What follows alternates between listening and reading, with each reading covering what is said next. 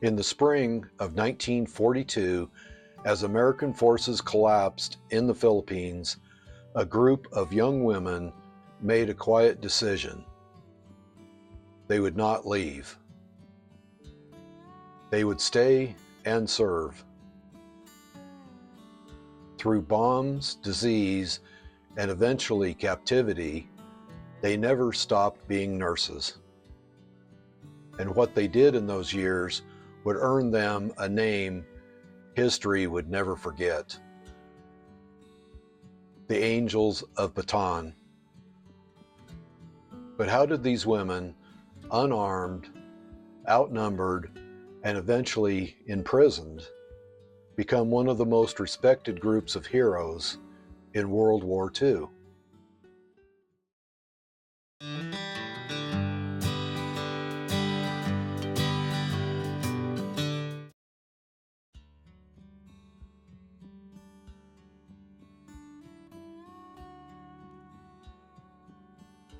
In December 1941, just hours after Pearl Harbor, war reached the Philippines. American and Filipino forces were pushed back to Bataan and the island fortress of Corregidor. Among them, 77 Army and Navy nurses. Most were in their 20s. They hadn't come for combat, but war had come for them.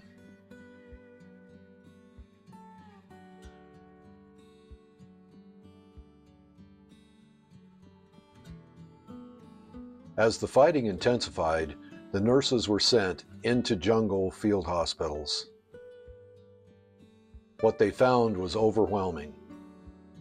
Thousands of wounded, little medicine, and disease spreading faster than they could treat it.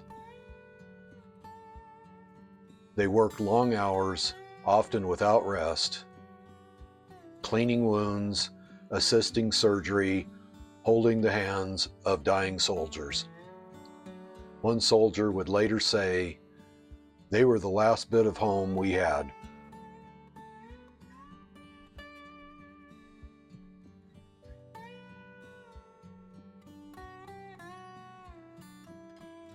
When Bataan fell, the nurses were moved to Corregidor. There inside the Malanita Tunnel, they built an underground hospital. No sunlight, little air, constant bombardment. Still, they stayed at their posts, calm, focused, faithful to their duty.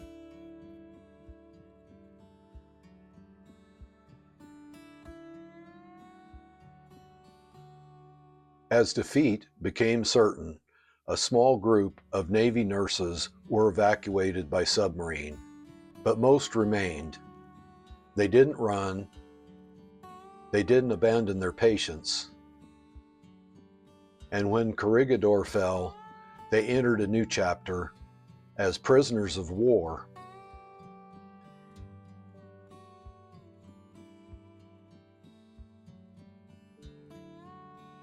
For over 3 years, the nurses lived in prison camps. Hunger, disease, uncertainty.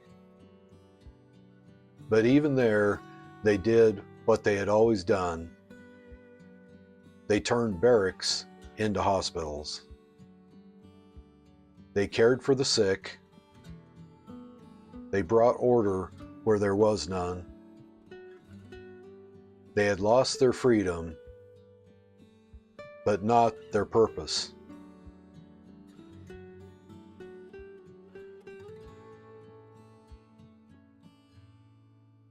In 1945, American forces returned. The camps were liberated. The nurses, thin, worn, but unbroken, walked out free. They had endured war, captivity, and years of hardship, and they never stopped serving.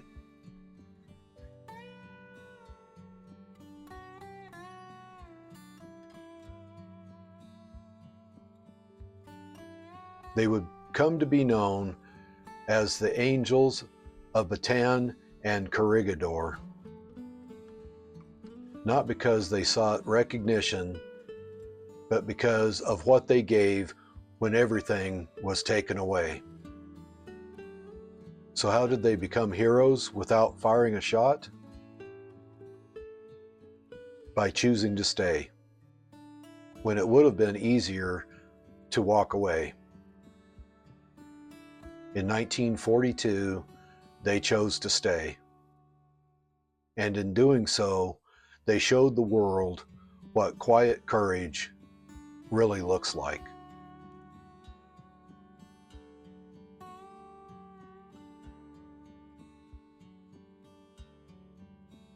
In a world torn by violence, they chose compassion. In a time of fear, they chose courage. And when freedom was gone, they held on to something deeper: duty, service, and care for others.